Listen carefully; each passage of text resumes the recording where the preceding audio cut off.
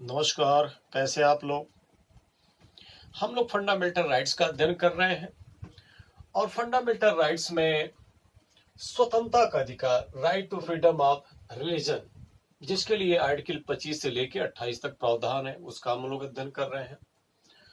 और आज हम लोग अध्ययन करेंगे आर्टिकल 26, धार्मिक कार्यों में प्रबंध की स्वतंत्रता, freedom of manage religious affairs.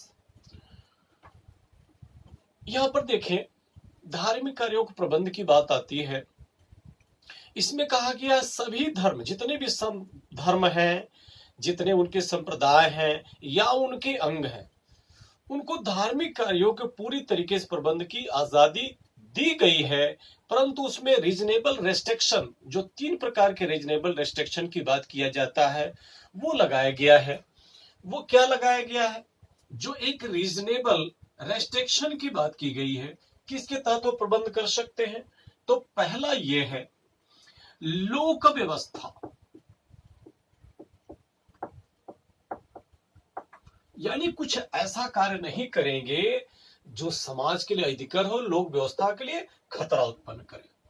अगर हम लोग दूसरा बात करते हैं तो सदाचार, ऐसा कोई कार्य नहीं करेंगे जो समाज के आचार व्यवहार को प्रभावित करे। और तीसरा कहा गया स्वास्थ्य, हेल्थ, इसके आधार पर भी इनके ऊपर रेस्ट्रिक्शन लगाया जा सकता है। यानी इसमें किसी प्रकार का अगर अवरोध नहीं उत्पन्न करते हैं धार्मिक संप्रदाय, तो पूरी तरीके से उनको प्रबंध करने की आजादी दी गई है। जैसे देखिए, धर्म के लिए संस्थाओं की स्थापना वो कर सकते हैं और साथ ही साथ उनका रख रखाव भी कर सकते हैं। आगे हम लोग देखते हैं तो धार्मिक कार्यों का प्रबंध भी वो कर सकते हैं। फिर है चल अचल संपत्ति। चल अचल संपत्ति आप समझ सकते हैं, जो चलने वाली हो, जैसे रुपया पैसा चलने वाला है, सोना भी चलने वाला, चांदी भी चलने वाला है। अचल संपत्ति जैसे जमीन जायदाद है, ये अचल संपत्ति के दायरे में आती है। इसका ये संप्रदाय क्या कर सकते हैं? अर्जन कर सकते हैं और उनका वो व्यवस्था कर सकते हैं, स्वामित्व कर सकते हैं, बेच भी सकते हैं, खरीद भी सकते हैं। ये पूरी तरीके से इनको आजादी दी गई है। साथ ही साथ इस संपत्ति का ये विधि के अनुसार प्रशासन भी कर सकते हैं और उस पर इनका अधिकार भी जता सकते हैं। तो पूरी तरीके से आजादी दी गई है। बशर्ते एक ही शर्त रखा गया है, क्या? वो रीजनेबल रेस्ट्रिक्शन। रीजनेबल रेस्ट्रिक्शन कहां? कि लोक व्यवस्था के लिए हितकर न हो, सदाचार के लिए हितकर न हो और स्वास्थ्य, समाज के स्वास्थ्य पर कोई दुष्प्रभाव न पड़े। दूसरी तरफ अगर हम लोग आते हैं तो आर्टिकल 25 ये भी धार्मिक आजादी की बात करता है और 26 ये भी धार्मिक आजादी की बात करता है। 25 ये पर्सन की बात करता है, ये व्यक्ति के लिए है। जबकि अगर हम 26 की बात करें तो ये समुदाय के लिए। कौन सा समुदाय? एक जो धार्मिक संप्रदाय है, एक समुदाय है, ये उसके लिए बात करता है। तो 25 पर्सन के लिए है और 26 एक संप्रदाय के लिए है, एक समुदाय के लिए है। ये प्रावधान करता है। अगर हम लोग देखते हैं, कहा गया एक धार्मिक संप्रदाय के लिए। अब प्रश्न ये पैदा होता है कि धार्मिक संप्रदाय किसको कहते हैं? तो इसके लिए शर्त रखी गई है। क्या? पहली बात तो आध्यात्मिक ये संप्रदाय होना चाहिए। क्या? आध्यात्मिक व्यक्तियों का समूह होना चाहिए। आध्यात्मिक व्यक्तियों का समूह। नंबर 2, एक संगठन होना चाहिए और नंबर 3, इसका कोई एक अलग नाम होना चाहिए। क्या मैंने बताया? एक आध्यात्मिक व्यक्तियों का समूह होना चाहिए, दूसरा मैंने कहा संगठन होना चाहिए, तीसरा क्या मैंने बताया कि इसका एक नाम भी होना चाहिए। इस तरीके से बात किया गया है। उदाहरण के रूप से देखें तो इसमें संकीर्ण और व्यापक अवधारणा भी आती है। अगर हम विस्तृत अर्थ में देखें तो हिंदूवाद एक संप्रदाय ही है। अगर संकीर्ण अर्थ में देखें तो हिंदू धर्म के ही अंतर्गत द्वैतवाद आता है, अद्वैतवाद आता है, विशिष्टाद्वैतवाद आता है, सह संप्रदाय आते हैं, बहुत सारे ऐसे संप्रदाय आते हैं। तो ये सब क्या है? एक धार्मिक संप्रदाय ही है। धार्मिक संप्रदायों के अगर प्रबंध की बात करें, जो आर्टिकल 26 में प्रोविजन किया गया है, तो इसके तहत ये क्या क्या कर सकते हैं? यह देखोगे कि ये धार्मिक संस्थाओं की ये स्थापना कर सकते हैं और उसका ये प्रबंध कर सकते हैं, उसका पोषण कर सकते हैं। तो धार्मिक संस्थाओं की स्थापना और पोषण की बात क्या है? कोई भी अपने धार्मिक संस्थाओं की स्थापना करके धर्म का प्रचार प्रसार कर सकता है, उसको बढ़ावा दे सकता है, अब प्रवचन कर सकता है, उपदेश दे सकता है और अपने विचारों को वो लोगों को समझा सकता है। अगर लोग उस संप्रदाय में शामिल होना चाहें, उस धर्म में शामिल होना चाहें तो शामिल हो सकते हैं, किसी प्रकार की कोई दिक्कत नहीं है। लेकिन जोर जबरदस्ती धर्मांतरण नहीं करा सकते और लोक व्यवस्था में अव्यवस्था फैला नहीं सकते। अगर धर्मांतरण से लोक व्यवस्था प्रभावित होती है तो उस पर रीजनेबल रेस्ट्रिक्शन लगाया जा सकता है। तो धर्मांतरण मनुष्य क्या है? मूलाधिकार है, परंतु किसी से जोर जबरदस्ती से प्रलोभन से आप धर्मांतरण नहीं करा सकते। अगर दूसरा की बात करते हैं तो धार्मिक कार्यों में प्रबंध की भी स्वतंत्रता दी गई है। जो धार्मिक संप्रदाय है वो प्रबंध कर सकते हैं धार्मिक कार्यों का। जैसे देखें, पूजा पाठ की विधियां अलग अलग होती है, हिंदू धर्म में अलग होती है, मुसलमान धर्म में अलग होती है। मुसलमान हिंदू धर्म में अपना, मुसलमान मस्जिद में अपना प्रबंध करते हैं, जो हिंदू है मंदिर में अपना प्रबंध करते हैं। अगर हम सिखों की बात करें तो गुरुद्वारा में अपना प्रबंध करते हैं। इस तरीके से तमाम प्रबंध किए जाते हैं और साथ ही साथ हम लोग देखते हैं उसमें किस प्रकार के टाइम होना चाहिए, कितने टाइम पर आना है। मंदिर है तो ये नहीं 24 घंटा हमेशा खुला रहे, आप पहुंच गए कह देने मंदिर खोलो, हम दर्शन करना चाहते हैं 2 बजे रात को, नहीं। उसमें एक प्रबंध होता है, एक नियम होते हैं, एक कायदे होते हैं। ये बनाने का अधिकार उस धार्मिक संप्रदाय के पास होती है। जैसे नमाज का भी एक नियम होता है, पूजा पाठ के भी नियम होते हैं। तो मंदिर हो चाहे मस्जिद हो चाहे गुरुद्वारा हो, सब जगह अपने वो नियम बनाने, प्रबंध करने की आजादी इन संप्रदायों को दी गई है। साथ में भजन कीर्तन भी होते रहते हैं। भजन कीर्तन के साथ साथ देखे होंगे प्रवचन संबंधी मामले होते हैं और साथ ही देखे होंगे भोजन का भी प्रबंध कर दिया जाता है। कई बार तमाम धार्मिक संप्रदाय जगह जगह वो क्या करते हैं, जाते हैं, वो अपना कैंप लगाते हैं और वहां प्रवचन करते हैं, उपदेश देते हैं, भजन कीर्तन करते हैं, रामलीला करते हैं, रासलीला करते हैं और साथ ही साथ भोजन का भी प्रबंध करते हैं। प्रयागराज के पावन भूमि पर माघ मेले में बहुत दूर दूर से संप्रदाय लोग आते हैं और यहाँ पर प्रबंध होता है। कई बार भोजन का प्रबंध विधिवत हो जाता है। तो यहाँ रहने वाले तमाम स्टूडेंट माघ मेला में भोजन अपने घर पे नहीं बनाते हैं, बल्कि बगल में ही है और वहां जाकर विधिवत भोजन करते हैं। दोनों टाइम आनंद की प्राप्ति करते हैं। उनको खिलाने में आनंद प्राप्त होता है, इनको खाने में आनंद प्राप्त होता है। इस तरीके से परमानंद की प्राप्ति दोनों करते हैं। महाकुंभ का आयोजन होने वाला है, कुंभ का आयोजन हुआ था। भरपूर फायदा किनारे किनारे रहने वाले लड़कों ने उठाया और वो मना रहे होंगे हर साल इसी प्रकार की व्यवस्था हो। मेरा लेक्चर उनके तक पहुंच रहा होगा तो जो लोग इसका लाभ अर्जित किए हैं प्रसन्न भी हो रहे होंगे और जो लाभ अर्जित नहीं वो इंतजार कर रहे होंगे कि ऐसी व्यवस्था हो जाए, काश, बड़ी अच्छी बात होगी। और हम लोग देखेंगे तो जो धार्मिक संप्रदायों के संपत्ति संबंधी मामला है कि वो अर्जन भी कर सकते हैं और उसका प्रशासन भी कर सकते हैं। संपत्ति को खरीद सकते हैं, संपत्ति को बेच भी सकते हैं और कैसे मैनेज करना है उसको भी कर सकते हैं। साथ ही साथ चढ़ावा जो आ रहा है, बहुत सारे पैसे आते हैं, कैसे उसको मैनेज करना है वो कर सकते हैं। वहाँ टेंट की व्यवस्था, गाड़ी मोटर की व्यवस्था, प्रचार प्रसार की सुविधा, कई बार एम्बुलेंस की व्यवस्था कर देते हैं धार्मिक संप्रदाय वाले। तो पूरी तरीके से ये संपत्ति क्या वो अर्जन कर सकते हैं और उस पर प्रशासन का उनके पास अधिकार भी होता है।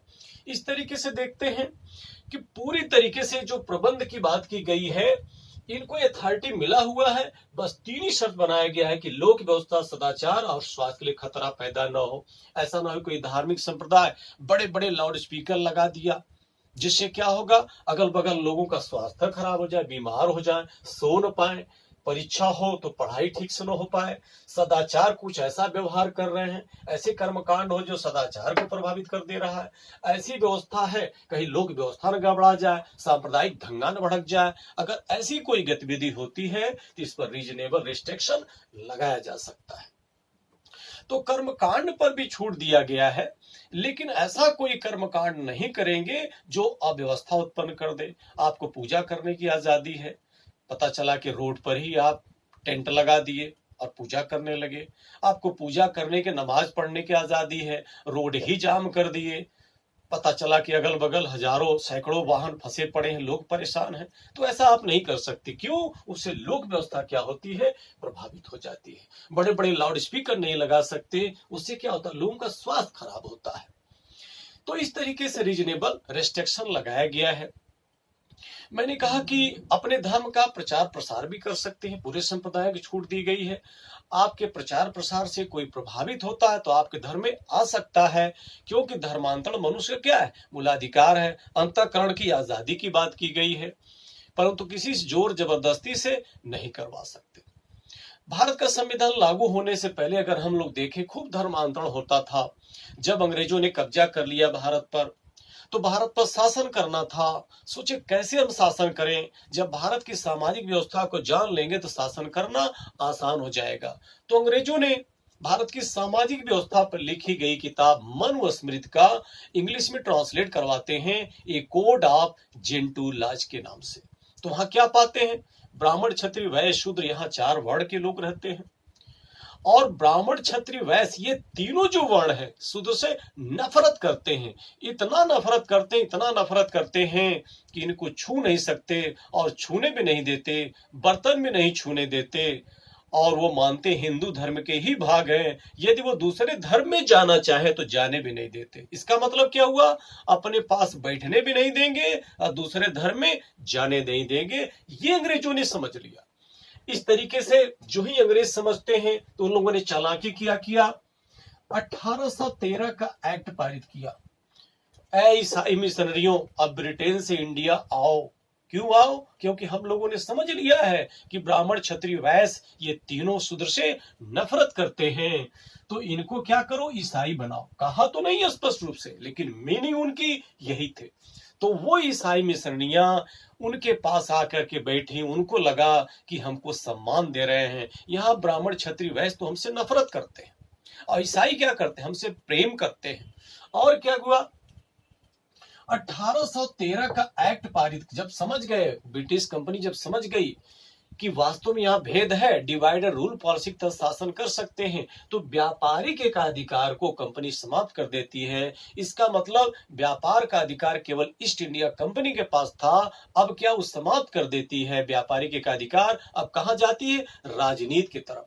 और 1813 का एक्ट पारित करके कहती है, ऐ ब्रिटिश कंपनियों, तुम सब आओ। क्या करने के लिए? व्यापार करने के लिए। क्यों? हम जा रहे हैं राजनीति की तरफ। कहां? शासन करना है भारतीयों के ऊपर। और 1813 का एक्ट पारित करके 1 लाख रुपया शिक्षा पर खर्चा किया। तो कहने के लिए शिक्षा पर कहां खर्चा किया? एक शूद्र समुदाय के ऊपर खर्चा किया, क्योंकि ब्राह्मण, क्षत्रिय, वैश्य तीनों नफरत करते थे। तो ईसाई मिशनरियों ने क्या किया? उनके ऊपर पैसा खर्चा किया, उनको पढ़ाया लिखाया, उनको खाना पीना दिया, उनके आवास की व्यवस्था किया, उनके साथ उठना बैठना शुरू कर दिया। तो इस तरीके से जो शूद्र वर्ण था ये समझने लगा कि जो भारत के लोग हैं ये भी हमारे दुश्मन हैं, जो अंग्रेज हैं वो भी हमारे दुश्मन हैं, लेकिन जो भारत के दुश्मन है उससे लाख गुना अंग्रेज हमसे वो व्यवहार जो करते हैं, बहुत अच्छा व्यवहार करते हैं। इसलिए बहुत से जो दलित थे क्या बन गए? ईसाई बन गए। तो इसका फायदा उठाया। और कहीं न कहीं ब्राह्मण, क्षत्रिय, वैश्य की ही गलती थी, क्योंकि ये हिंदू हैं। अगर हम हिंदू की बात करते हैं तो असली हिंदू वही है जो उपनिषद में विश्वास करता है। और उपनिषद में स्पष्ट कहा गया है, ब्रह्म सत्यम जगत मिथ्या, जीवो ब्रह्मो ना पर। यानी जो ईश्वर ब्रह्म और इंसान में, जीव और ब्रह्म में भेद न करता हो, वही क्या है? वही मानव जगत है। ब्रह्म सत्यम जगत मिथ्या, एकमात्र सत्य कौन है? ब्रह्म है। जीव क्या है? मिथ्या है। जीव कहां से आया? ब्रह्म से आया है। उत्पन्न जब ब्रह्म से हुआ है तो भेद कहां? सब के सब क्या है? ईश्वर की संतान है। परंतु ब्राह्मण, क्षत्रिय, वैश्य ने ये नहीं माना। नतीजा क्या हुआ कि बहुत से जो दलित थे वो ईसाई बन गए, और ईसाई मिशनरियां भारत में आ गई, और बहुत सारे लोग भारत में देखेंगे ईसाई बन चुके हैं। केरला में बहुत से ईसाई हो गए, नागालैंड में बहुत सारे ईसाई हो गए हैं, मिजोरम बहुत सारे ईसाई हो गए हैं, पूर्वोत्तर में बहुत सारे ईसाई हो गए हैं। आज भी प्रलोभन के माध्यम से बहुत सारी ईसाई मिशनियां क्या कर रही, धर्मांतरण करवा रही हैं। लेकिन जब मामला कोर्ट में जाता है तो जो धर्म परिवर्तन किया वो कह देता है नहीं, जोर जबरदस्ती से नहीं किया गया है, प्रलोभन से नहीं किया गया है। लेकिन व्यवहारिक दृष्टिकोण से देखा जाए तो कहीं न कहीं उनको प्रलोभन ही दिया जाता है।